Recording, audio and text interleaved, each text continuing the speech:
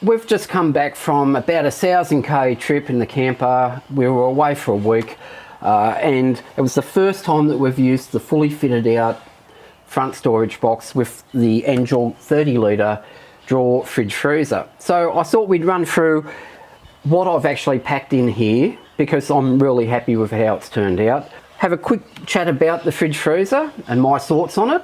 And I thought we'd also do a modification on the fridge that involves drilling into it. Oh yeah, I'm going to drill into this thing. So stay tuned.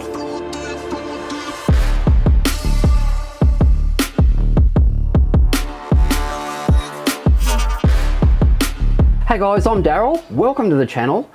Yes, we've been away for about a week's holiday in the camper and it was nothing special. It was just, we had a window of opportunity to get away for a week and we just thought, let's just go up the coast, stay in a really nice caravan park. If anyone knows the coast, we just went up to Port Macquarie, stayed on the break wall. You can basically go there, park, walk to town. You don't need to take your car anywhere. So you can, walk to a restaurant at night, you can walk to the beach, you can do some fishing off the break wall. It's not isolated or anything like that, but it's one of my favourite townish type spots on the coast. The camper is now tracking behind the car absolutely superbly. I don't think it could be any better than what it is. We're cruising on 100, 110. It just sits behind the car. It tracks really, really nice. I've just got nothing but good things to say about it now. I'm really happy with this box. We had constraints with how big this box could be, but the constraints on that were the box could only be so high, and because I still wanted to be able to jackknife the camper behind the vehicle, it could only be so long on the drawbar too. So this is what we've ended up with. Just as an aside, in the Jeep on the way up, we had the Engel fridge that lives in the Jeep full time, the 30-litre chest fridge. But apart from that, in the back of the Jeep, I had my bag of recovery gear. I had a socket set, a screwdriver set, my body board, my flippers, my fishing rod, and a cabana thing that we use if it's very hot when we go to the beach. And I think we had a couple of jackets. And that's all that was in the vehicle. Really light stuff. We're not overloading the Jeep because the Jeep's hardly got anything in it now. And everything goes in this camper and it's worked out really well. So let's just have a quick squeeze about what we've packed into this box. Now first up, I've got a bag that's full of pegs and guy ropes and things like that for the camper, and the straps that hold the 270-degree awning back. Anything to do with the camper setup is in here.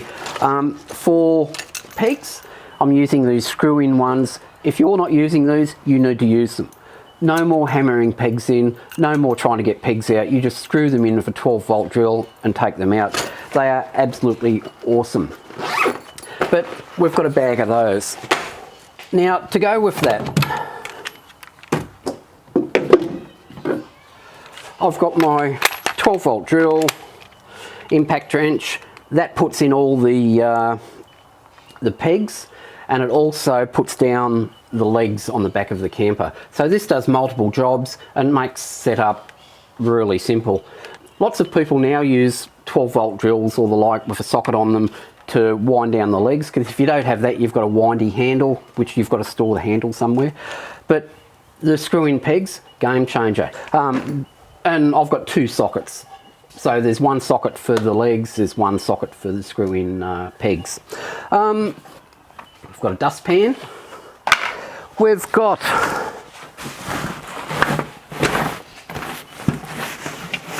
the Darche annex that goes underneath the 270-degree awning. This annex is a bit of a game changer for us. We don't use it all the time. A lot of the time, if we're just staying for a couple of days, we won't put it up. We'll just put the 270-degree awning up.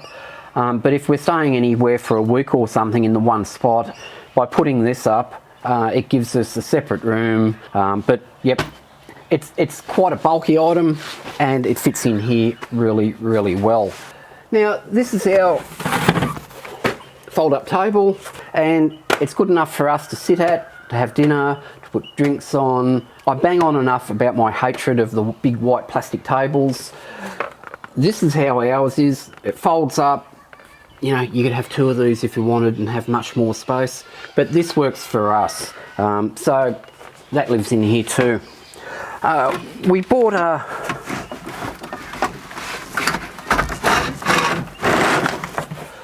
mat to go outside the annex so we don't bring sand into the room, and that worked out okay. And apart from that, the Weber barbecue lives in the other side of this box. Now on top of this box, I've got a platform rack that I cut down to suit, and on one side of that lives our Max Tracks, and they're a smallish version suitable for the camper.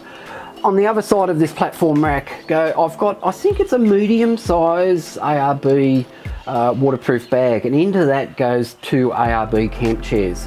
Now, we find them quite comfortable, although Donna has been saying that she would like a large reclining camp chair, and I'm sort of going no, until I find one that folds up to a reasonable size. No, this is quite good. If anyone knows of a comfortable reclining camp chair, please let me know, that folds up into a reasonable size. But apart from that, these camp chairs, bane of my existence. It's those things, the type of things where they're light but they're just bulky, and they fit really, really well on this platform rack up there.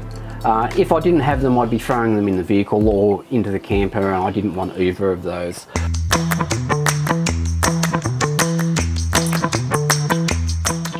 Now the 30-litre Engel Drawer Fridge freezer, really happy with it. And I think if you've got packaging constraints, whether it's in your vehicle or in a place like this in a camper, they're really good. Look, at the end of the day, I still think the traditional chest fridge is probably a better, more robust thing, but I'd say these are as good as the front door opening fridges that are very popular when people are putting them in canopies and things like that. Both of them, you don't need slides, so you're saving a heap of weight. You know, for me, I couldn't get a front opening door fridge in here. This works out really well. And between the two, I've got about 60 litres. So I've got 30-litre Engel chest fridge in the vehicle, and I've got a 30-litre Engel drawer fridge in here. Either of them can be fridge freezer. So we could have both as fridges, as we did this time. We could have one as a freezer, one as a fridge. There's a realm of possibilities there. In this trip, we didn't take any meat or anything. We took some fruit and the like, and we just had that in the fridge. Donna had her lady petrol in there. And the only good thing nowadays is the wine bottles have a screw top lid, so you can just lay them down. Cans fit in there fine. However, for the week that we were away, we were buying like meat daily if we needed it and just throwing it in here. We didn't need to freeze it. And we found this was good enough. But with 60 litres of, you know, refrigerated storage all up, with 30 in the camper and 30 in the Jeep, for the two of us, it's much more than what we need. I just really like the fact that you just walk up, you open it up, get what you need and close it. There's no sliding out fridges. The only drama I've got with this, and the only problem that we had when we were away, we bought some meat, and I think we bought 2 days worth, and I was a bit concerned that it was a hot day one day, and I made it a little bit cooler, and it ended up freezing a lot of the stuff that was in there. The problem I see with this fridge over the chest fridge, I'm not sure if the upright fridges have them, is that it doesn't have a digital display with what the actual temps are. But you know, in the traditional chest freezer, you do have a digital display. In this, you don't. And in the manual, it does say that if you put it on 2, it'll be -2 or something, and if you put it on 4, it'll be -8. But that'll be dependent on the weather outside and how hot it gets inside this box. Luckily, even when it's fully packed, there's a lot of air that can move around in here. It's not as if we've got it packed into a cabinet that's got no airflow. So I'm not thinking that we'll have too many issues with this. That was the issue that we had. The only issue I've got with this fridge so far is the fact that it's got no temperature gauge on it. Now, the other benefit I've found with this is packing and unpacking and cleaning. With the upright 12-volt fridges, they've generally got a basket in. Some of the cheaper ones may not, so try and get one with a basket in, and you can take the basket out, take it inside, you can fill it up with whatever you're putting in your fridge, bring it back out, put it in the fridge, and when you come home, do the reverse. You take the basket out, take it inside, unpack. But you also have to then clean out the inside of the fridge, and you've got to do it in situ because it is what it is. With this, and I find it really good, you just pull back two clips and the whole drawer of the fridge comes out.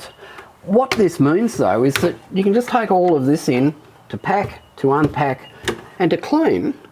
You just take that inside and clean it up and bring it back out. Which brings us to today's fridge modification.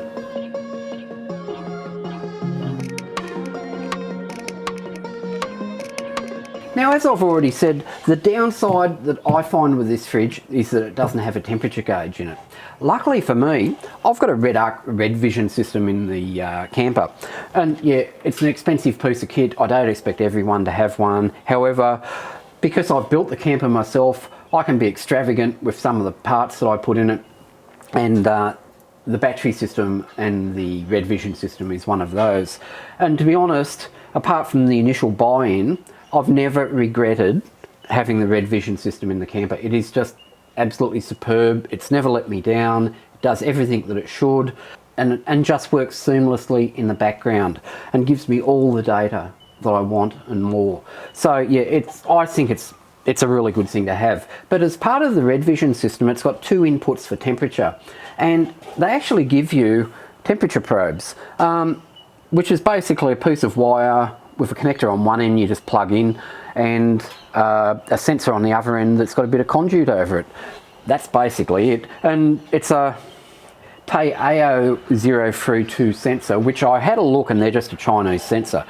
But all I've got to do is plug this into the Redarc system. There may be a configuration I've got to do for the sensors, and it'll come up on the Redvision screen, and it'll also come up on my Redvision app and tell me exactly where this fridge is. Because I've got the option to have it, why wouldn't you? The interesting part though comes trying to get this probe inside the fridge. Now, generally when you look online, most people snake them around the door opening. The seal of this door and cabinet doesn't lend itself to that, so that's out. Your other option is if there's a pipe that comes into the fridge or a wire that comes into the fridge, you can snake it in through that hole.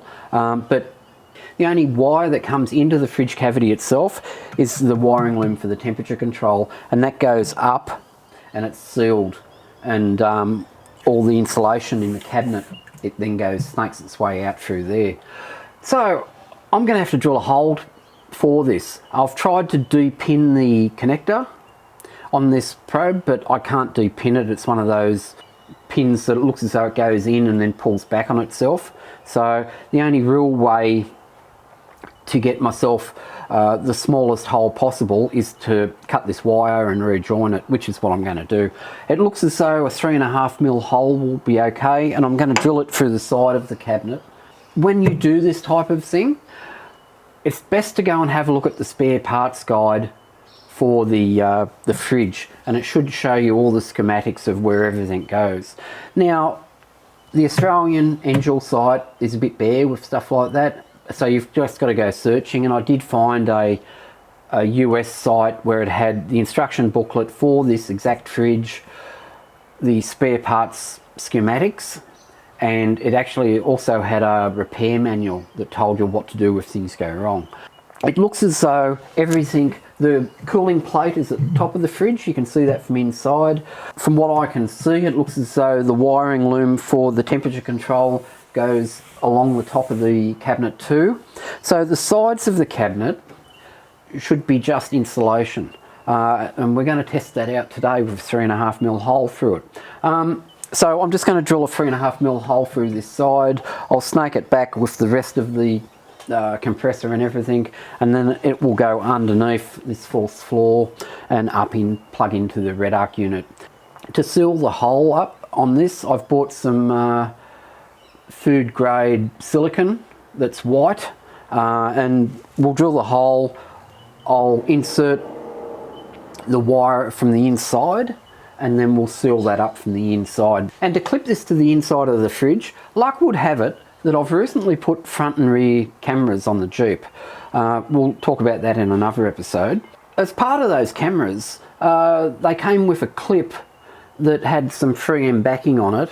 So I'll clip that to the back of this unit, and it will just fold over the wire, and this probe will just live in behind this temperature control unit, so you actually won't see it. So it should be the best install that I can possibly do. But we'll see how that goes. But I'm going to take this fridge unit out and I'll drill the hole and everything on the bench. I'm not going to even try and do it in here. It will be far easier to do on the bench. And luckily, when it goes back in this time, I've got the covers on the positive pieces of the battery, so people won't be freaking out when the fridge comes very close to that, because it is a tight squeeze getting it back in here with the compressor and everything at the side of the fridge. So at this point, we'll pull the fridge out, we'll put it on the bench, and we'll start drilling into my $1,000 fridge. Warranty be gone. Now I've taken this out, it's on the bench, it's much easier to work with. I've had a bit of a poke around. I thought I may be able to take off the outer case, but typical of these types of fridges, the outer case is glued to the insulating foam. So no matter if you take the screws out of the case or whatever, you just can't budge it. So I'm just not going to worry about that. I'll just drill all the way through from the inside casing to the outside casing.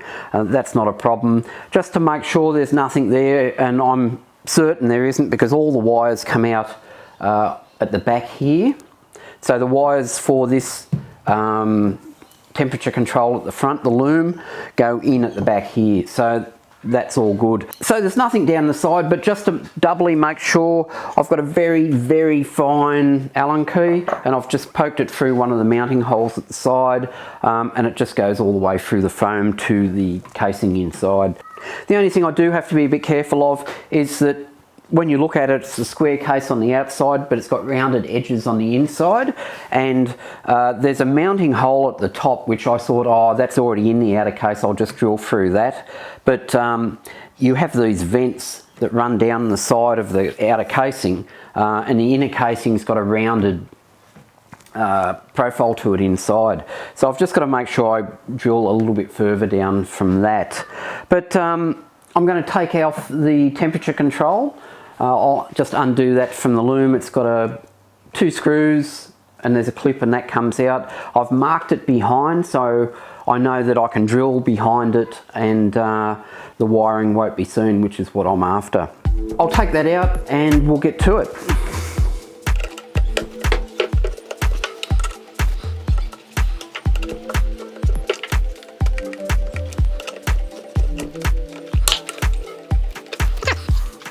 And with the temperature control unit out of the fridge, I'll show you where I've marked it inside.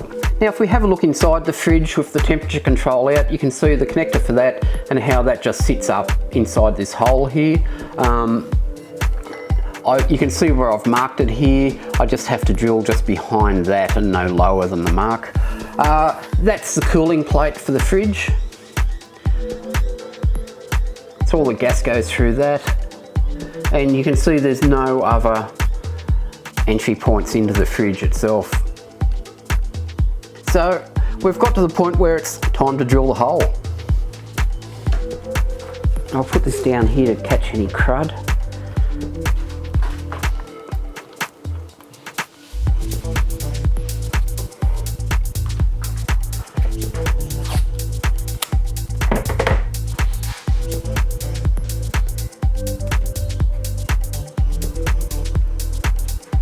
Now I'm going to drill this from the inside out, I think, because that gives, I know exactly where I'm drilling then.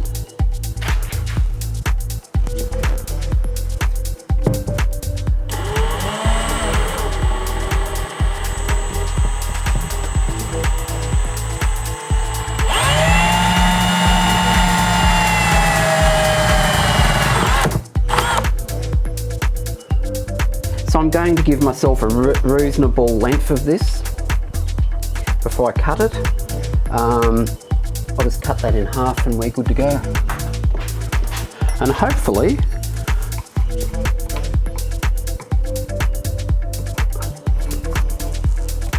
this should just slide through. Yes, perfect.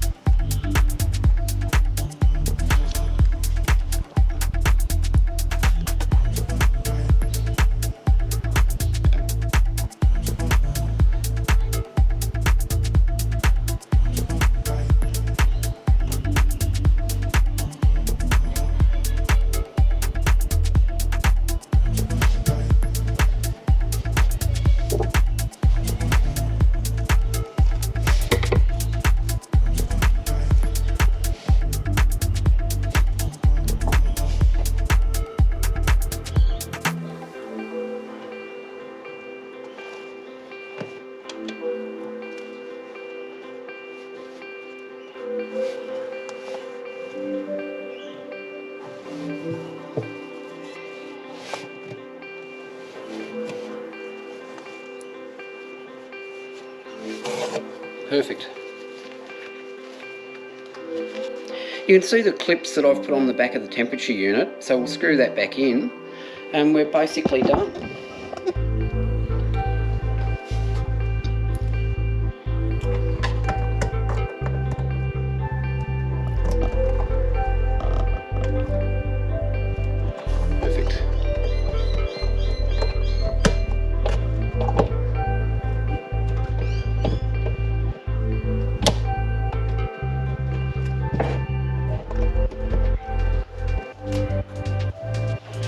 Screw this back into place.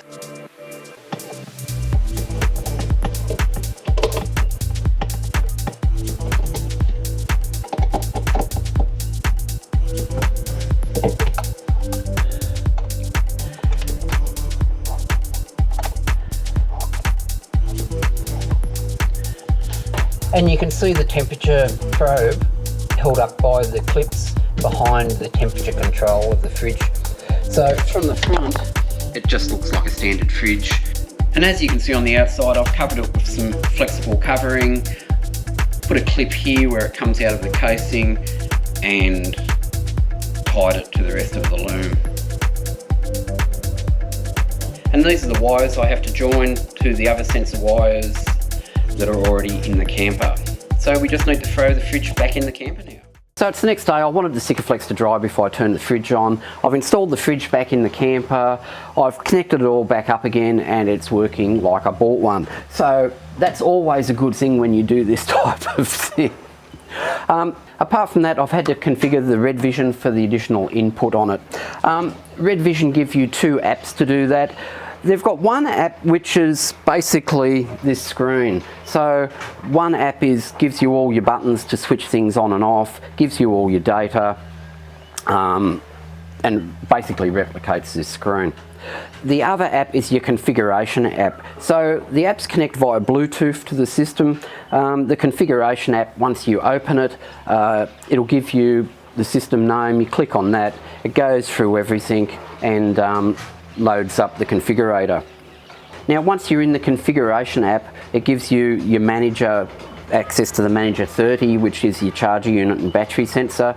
We want to go into the 2 VMS modules, which is your wiring configuration, and then you click on the 2 VMS that you want to do and it gives you your channel settings, which is all your inputs and outputs. We'll just scroll down and we'll get temperature input 1. We'll click on that. We can label it, so I've labelled it with fridge temperature. You then enable the channel, you can give it an icon So you click on the icon button and it gives you all these different icons. I've just chosen a refrigerator icon with a snow symbol on it. You can then set alarm details. I've got it disabled, I don't need an alarm on this, but you can put in a high limit alarm and a low limit alarm, and you can put in whatever values you want with that. But once you've got that, you save and you go back to the main screen. You then go to the Redvision user interface, which is the screen.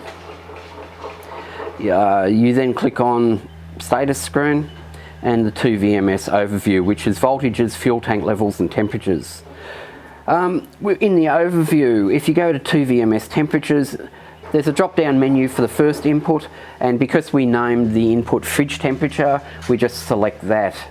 Because I've got nothing else coming into it at the moment, I've just called the 2VMS overview fridge temperature. Save that, you go back. If you've done something and you think, oh, that was terrible, I liked how it was before, you can just re-upload the previous file, which is really good. But once you get the hang of these apps, their simplicity in themselves. When I first got this, and I've said it before, I looked at it and thought, my goodness, this is really tough to program, but it's actually not. It's very easy to program, and you just have to sit there and actually look at it and go, oh, this is how it works. Because all you're dealing with is inputs and outputs. You can name them and have values on each one.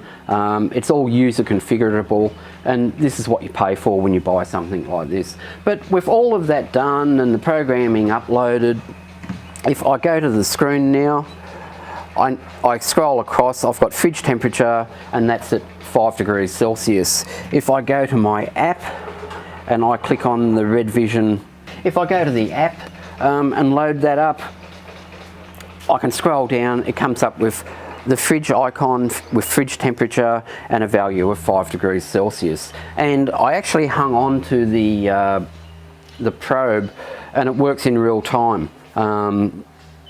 So that's really, really good. It's quite fast how it loads. So this is all now configured, it's all now working, it's giving me the fridge temperature in real time from inside the actual fridge.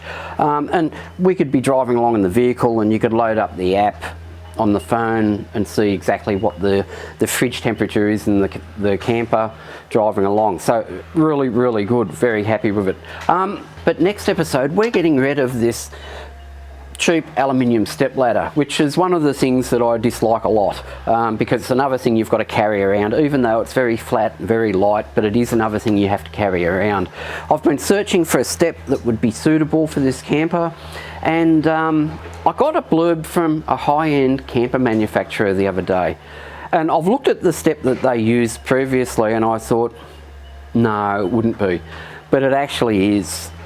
They had an image there and I looked at it and I thought, that is exactly what I think it is. So I've ordered it, I've lined it up with the camper. It's like, this is going to work absolutely superbly, and I don't have to carry anything like this around again. These steps are generally carried by people with teardrops and the like, and depending on how high your teardrop is from the ground is how big your step is, but most people will have a step of some description to get in and out of their camper, unless it's a very low road going version, but most off-road campers they would. So that's for next episode, so look out for that. But that's about it for today. I hope you enjoyed that, and I'll see you next time. Bye now.